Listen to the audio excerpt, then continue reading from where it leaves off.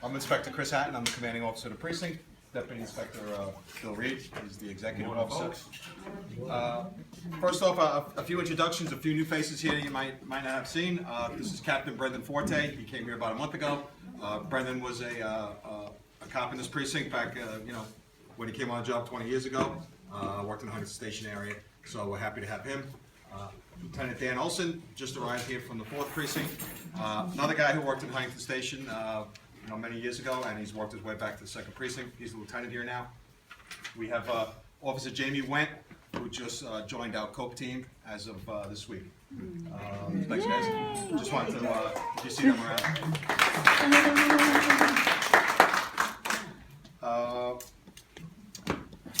Now, second introduction. We have Penny Johnson here.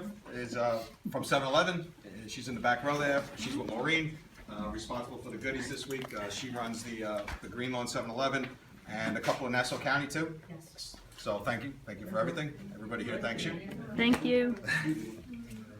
As usual, I'll go through a couple of significant events we had this since our last meeting. A couple of announcements, a couple of things to talk about, and after that I'll take any community complaints from anybody that wants to look at. As always, if you don't feel like talking about it in public, I got enough cops here where at the end of the meeting you can have a chat and discuss your complaint that way. I understand if people don't want to talk about things in public.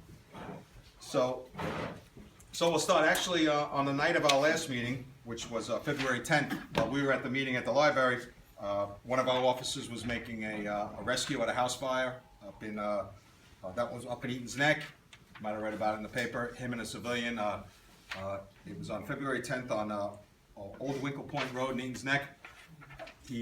Officer Matthew Fanaro entered a burning building, a burning house, and they removed him with the assistance of a civilian. They removed a woman in a wheelchair from the house.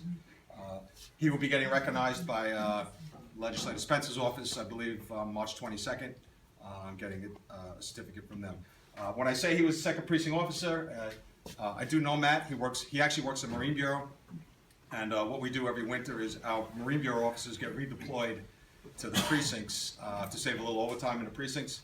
So he was actually he works at Marine Bureau year round, riding the boats, working on Fire Island, and in the slow winter season, he got redeployed here for a month. And he happened to be working in that area that night. So he's back in Marine Bureau now, but he did a nice job that night.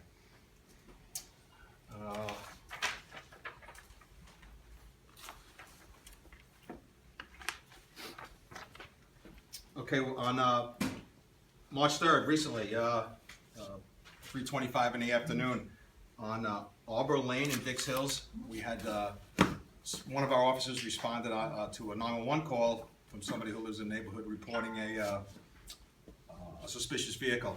Well, it turns out that a 41-year ISO man by the name of Daniel Semple was in a vehicle in possession of over 10 pounds of marijuana. The officer stopped the car, made the arrest. Obviously some kind of drug deal going on.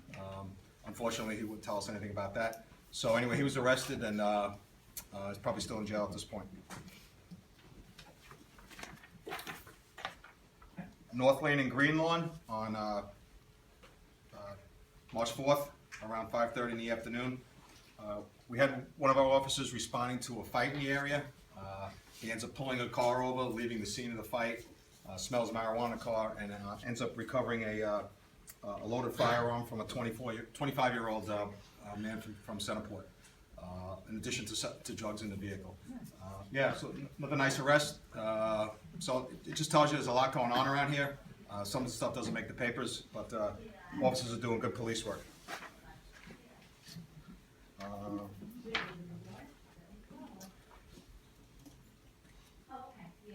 Friday, March 4th, that was I believe last Friday. We did as we often do, I've stood here and talked about them, we did one of these underage drinking stings where our plainclothes officers will go to several, they'll pick a neighborhood and go to 10 convenience stores, delis, that type of thing. We'll send an underage person in who working with us, a volunteer, who'll go in and attempt to purchase alcohol from that place. We hit a whole total of 10 places that night, and 3 of them sold alcohol to this young man. So that person was arrested. Whoever sold the alcohol from the store was arrested, charged with unlawfully dealing with a child for selling the alcohol to a minor. The places that we remained arrest were Los Cercadillos Grocery on Depot Road, One Stop Deli on Pulaski, and Papa Ningo Deli on New York Avenue. There were several other places, 7 other places where they didn't sell alcohol to the kid. One being Yari's Deli. I know we have complaints about that on in that area. So that was a good sign at least. And 7 other places within the Huntington Station area did not sell alcohol to the minor. So that was a good thing. I don't want to give too much details on this. I will tell you though that we on March 5th, about 6 a.m., we did a search warrant on West 10th Street in Huntington Station. 2 people were arrested for criminal sale of a controlled substance. What I'm trying to tell you is we had an investigation going. We were able to get a search warrant. We did a raid at the place and we arrested 2 people. So for felony sale of a controlled substance. So and those were like from prior investigations.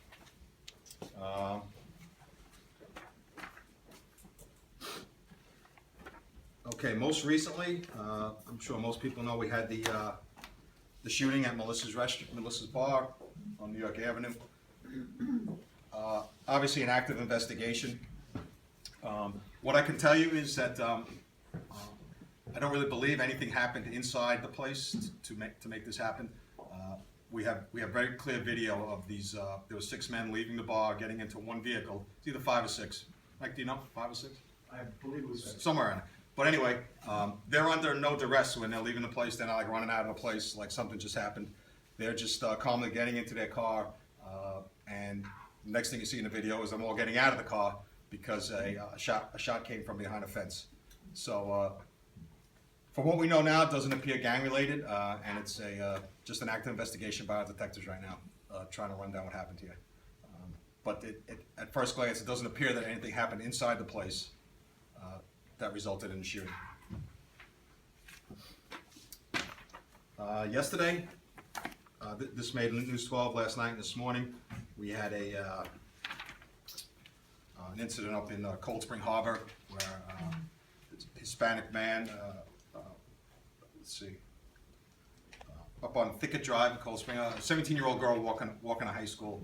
She gets approached by a male who had his hands on his private parts and he was calling her over to the vehicle, that type of thing. School sent out a letter to all the parents advising them.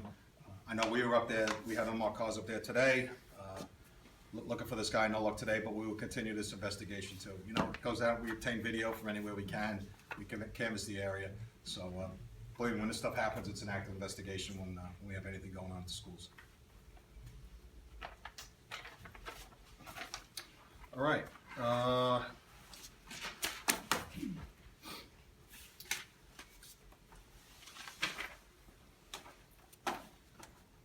I'll make some announcements now. Larcenies. I know last year I kept at the end of the year. I'm telling you, we were down in many crime categories.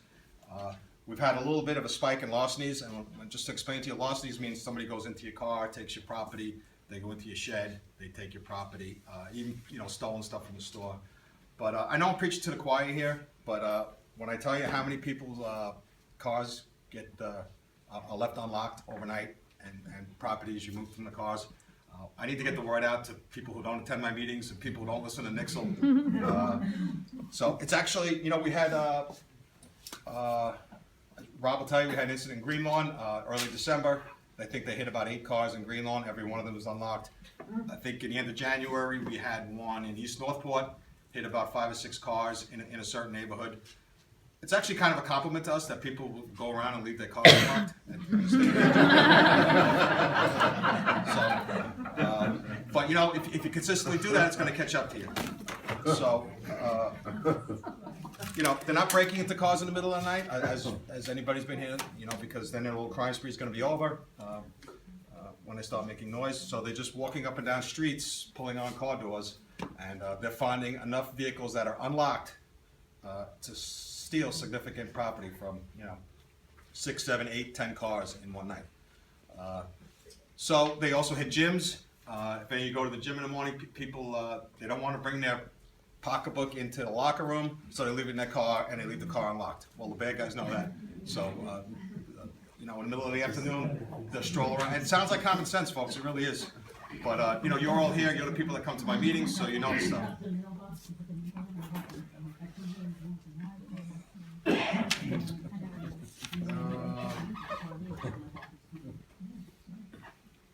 see. Alarm program. Anybody here who has house alarms?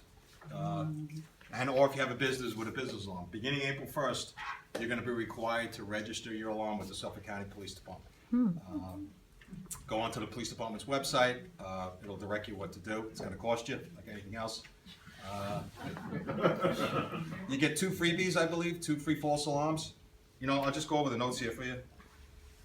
We responded, meaning the Suffolk County Police Department, all 7 precincts, 97,000 false alarms in 2015. Consumed over 32,000 hours, patrol hours, costing more than $2.1 million. User error, system malfunctions, and environmental triggers are the leading causes of false alarms. So we've tried this in the past. Now that they're going full steam ahead with this, your first 2 false alarms at your home or business, you'll get a warning. And after that, you know, April 1st you could start registering, and I believe June 1st it becomes effective. But it's pretty specific on the website there. You know, all the information, all the fines, the list of fines. It gradually increases the number of false alarms. Any cop who works the street in any precinct will tell you they know the houses, they know the businesses where the alarms go off. The kids come home from school, they set the alarm off. Parents are at work. Dogs send off your motion detectors inside. Balloons, you know, you have balloons in your house, then they start moving around during the day, they set your alarm off. So, it's very expensive. $2.1 million for balloons. Just think about that. That's Yeah. crazy. Yeah. So, little advice is to contact your alarm company if you're having problems at this point, and you know, and if you don't register, the fees are even more. If we respond to your home with an unregistered alarm, and you don't get any freebies, then you don't get the 2 free ones. And what's the website where they can? That's just the Suffolk County Police website. Okay. If you just Google it, I don't know what it exactly called, but and there's a link right to the alarm program. Okay. Not yet. It's not there yet? Not till April 1st. Okay, April 1st. Yeah, that's when it begins. Okay. Well, the registration was up April 1st. Registration's up April 1st, yes, and then this, I don't think this takes effect until There's June information, 1st. there's information, but you can't register. Okay. Is there any provision in place for, say, an alarm company that can't fix a problem so that it keeps going off? In other words, they would pay for it since they're not being able to fix their system? No, it comes to the homeowner. It all comes down to the homeowner. I mean, you own the alarm, you know, it's your alarm, so. I don't know if our folks from Woodbury Road are here. They've come to a couple of meetings. We had a lot of, they were complaining about speeding and accidents at several of my meetings.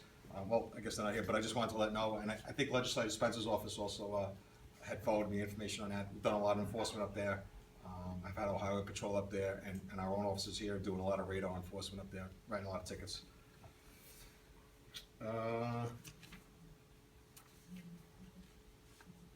That's really all I have to present here. If anybody has anything, we'll be happy to, sorry. I just wanted to say, I think you guys are doing a tremendous job. Mm-hmm. You really are. Excellent. Inspector, Yes. about 2:02 this past Sunday morning, I heard 2 shots spaced about 2 seconds apart, probably in the vicinity of Depot around 11 to 10 or something like that. Was ShotSpotter activated, and were there any arrests? There was no arrest, but Saturday morning. Sunday morning, When was the? 2:02. No, we didn't get any shots fired. No ShotSpotter came through. No. Definitely gunshots. Okay, I'll look into it. West. I couldn't tell you exactly 2:02 where. Saturday morning. 2:02 about 2:02 Saturday morning. You said. Sunday morning. Sunday morning? Sunday morning. Early Sunday morning. Was East 10th or West 10th? I couldn't tell you exactly where, but towards Depot, from my house. So it's East. Mm-hmm. Yeah, it'll be East. No, they were definitely gunshots. Okay.